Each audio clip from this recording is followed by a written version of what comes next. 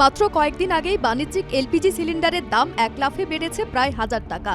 দাম বেড়েছে চাল, ডাল, তেল থেকে শুরু করে প্রতিটি নিত্য প্রয়োজনীয় জিনিসের।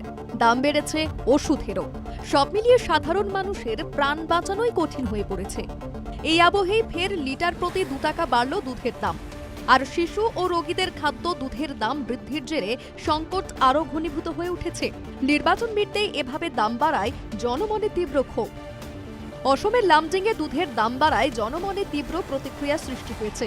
সমাজের প্রতিটি স্তরের মানুষ দুধের দাম বাড়ায় ক্ষুব্ধ। সবচেয়ে সংকটে পড়েছে গরিব ও মধ্যবিত্তরা। যাদের ঘরে দুধের শিশু বা রোগী রয়েছে তারা পড়েছেন মহাফাপড়ে।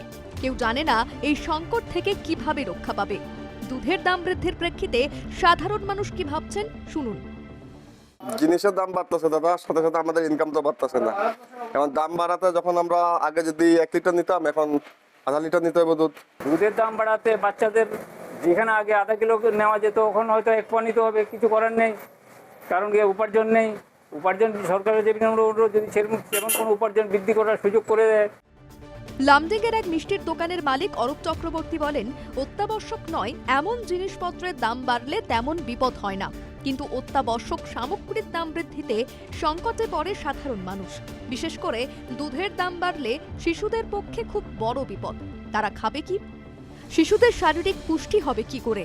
দুধের দাম বাড়ায় উদ্বেগ প্রকাশ করেন অরূপ বাবু।